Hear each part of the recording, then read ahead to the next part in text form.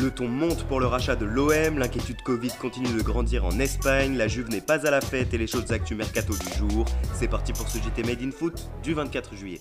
Et on entame donc cette édition dans la cité phocéenne, après la procédure judiciaire lancée par l'OM à l'encontre de messieurs Ajroudi et Boudjelal, tous deux en tête du projet de rachat du club. Les déclarations ont continué à fuser. Mourad Boudjelal a d'abord incendié l'actuel président Jacques-Henri Hérault.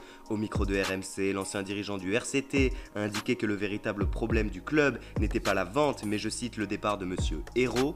D'après monsieur Boudjelal, monsieur Hérault n'était pas contre une vente mais ne voulait pas quitter son poste de président et l'homme de 60 ans a également souligné que depuis, je cite, que Hérault est là, le club perd environ 100 millions d'euros par an et ce montant ne fait qu'augmenter. En face, le clan McCourt a répondu officiellement aux intentions de Mohamed Ayachi Ajroudi. Monsieur Olivier de Villemorin, avocat du propriétaire américain, a fait parvenir au franco-tunisien un mail consulté par l'AFP dans lequel il fait, je cite, part de manière formelle et définitive de la réponse de son client. Le club n'est pas à vendre et monsieur McCourt ne souhaite pas engager de discussion avec vos clients. La partie semble donc maintenant compliquée à jouer pour Ajroudi et Boudjelal qui font face à un clan McCourt qui sort les crocs ces derniers jours pour ne pas céder à une éventuelle pression médiatique qu'auront mis les potentiels acheteurs du club. Mais pas de quoi freiner les ardeurs du clan Ajroudi qui dans la nuit a indiqué dans un communiqué envoyé à plusieurs médias la ferme intention de racheter le club, toujours. Ce communiqué fait notamment ressortir, je cite, les pertes abyssales de ces 3 dernières années et qui avoisinent les 202 millions d'euros. Si le clan Ajroudi tente donc de faire plier le clan McCourt, le bras de fer entre les deux parties n'est pas prêt de se terminer. De l'autre côté des Pyrénées, nous vous parlions en début de semaine du report d'un match de D2 espagnol entre Fuenlabrada et le Deportivo La Corogne. Au moins 7 joueurs de la première formation avaient été testés positifs au Covid-19 et l'inquiétude grandissait donc en Espagne.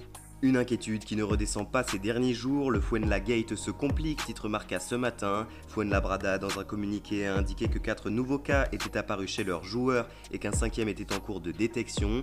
Plus de 10 joueurs atteints donc et le match décisif de la seconde division, reporté de base au 30 juillet, n'est pas prêt de voir le jour. Avant le voyage de Fuenlabrada vers Madrid pour y affronter le Depor, 4 membres de l'équipe testés positifs sont restés à quai, mais le reste de la formation a bien fait le déplacement jusqu'à la capitale espagnole, de quoi agacer la Ligue et les autorités sanitaires. Rappelons que Fuenlabrada pouvait monter en Liga et que le Depor jouait de son côté le maintien. En Espagne toujours, en Catalogne cette fois, nous retrouvons Ansu Fati à la une de Sport ce matin. Blindé Fati, titre le quotidien catalan, d'après qui le club coulé s'apprêterait à proposer un contrat en or à la pépite de 17 ans pour le prolonger.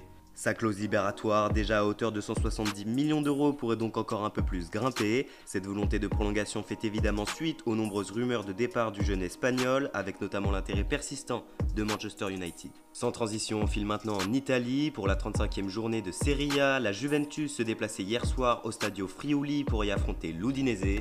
En cas de victoire, les Juventini pouvaient être sacrés champions d'Italie. Tout avait bien commencé pour eux. Mathias De Ligt, d'une très belle frappe, venait à la mi-temps mettre la vieille dame devant et pensait probablement inscrire le but du titre. Seulement voilà, les démons du Milan, de l'Atalanta et de Sassuolo ont ressurgi à la Juve malgré leur succès lundi face à la Lazio.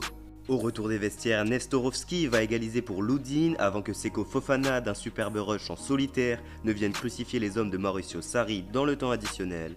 Défaite 2-1 et une nouvelle déroute qui ne ressemble pas à la Juve, comme titre très justement le Corriere dello Sport ce matin, qui souligne la première balle de match gaspillée par les Bianconeri. La fête du 9e Scudetto d'affilée est donc reportée.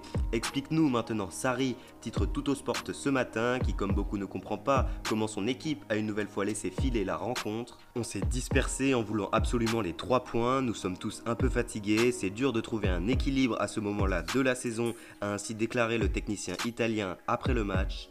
Pour le Quotidiano Sportivo, c'est un Scudetto en chute libre, la Juve n'est pas la seule à être en méforme, malgré 5 points pris seulement en 5 matchs, la vieille dame garde 6 points d'avance en tête du Calcio, preuve de la reprise calamiteuse du top 4 du championnat, mis à part l'Atalanta Bergame. Hier soir, la clôture de ce 34e chapitre de Serie A nous offrait également la rencontre entre la Lazio Rome et Cagliari.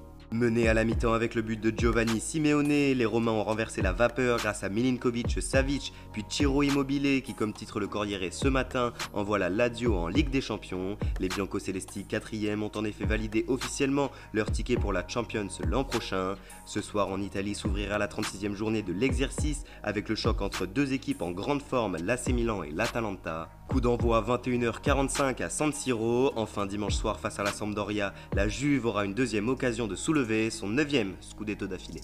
Et ce matin en Italie, Lionel Messi fait la une de la Gazzetta dello Sport. Inter, Messi, pourquoi pas, indique avec audace le quotidien transalpin. Le père de la Pulga a acheté une maison à Milan et si le président de l'Inter, M. Zhang, le voulait, point de suspension, pouvons-nous ainsi lire en une du journal. La simple acquisition d'une maison aura donc suffi à la Gazzetta dello Sport pour envoyer Messi aux apports de Giuseppe Meazza, une information évidemment à prendre avec beaucoup de pincettes tant on connaît l'attachement de l'Argentin au Barça et surtout les récurrentes prolongations qu'il effectue depuis quelques années maintenant avec le club coulé. En France, désormais coup de tonnerre chez les Girondins de Bordeaux, Paulo Sousa qui avait il y a près d'un mois fait part à ses dirigeants et même à ses joueurs de sa volonté de quitter son poste d'entraîneur devrait finalement garder ses fonctions.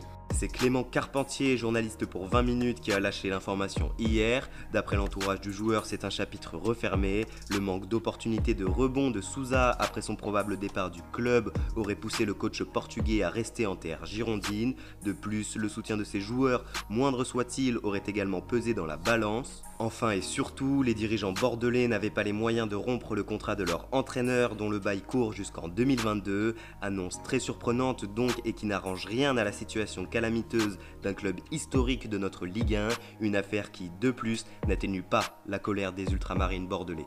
En Bretagne, le Stade Rennais s'intéresserait à Jean-Claire Todibo, c'est Mundo Deportivo qui révèle l'information, indiquant que l'ex-Toulousain et sa connaissance de la Ligue 1 plaît aux dirigeants rennais. Todibo, 20 ans, est au club depuis janvier 2019 et n'a joué que 5 matchs sous la tunique Blaugrana. Pour s'attacher ses services, les dirigeants bretons devront débourser au moins 25 millions d'euros et n'ont pour l'heure, toujours d'après le quotidien catalan, pas déposé d'offre au Barça. Enfin, ce matin dans l'Hexagone, le peuple football retient son souffle pour la finale de Coupe de France entre le PSG et l'ASSE. Une énorme envie titre l'équipe ce matin et le quotidien ne s'y trompe pas. Les Parisiens se feront fort de signer un 5e succès en 6 ans dans la compétition après leur défaite en finale l'an passé face au Stade Rennais et avant d'affronter l'Atalanta Bergame en Ligue des Champions. Un Stade Rennais qui a de quoi inspirer les Stéphanois qui croient en leur chance et tenteront eux de se qualifier pour l'Europa League et laver ainsi leur saison plus que moyenne.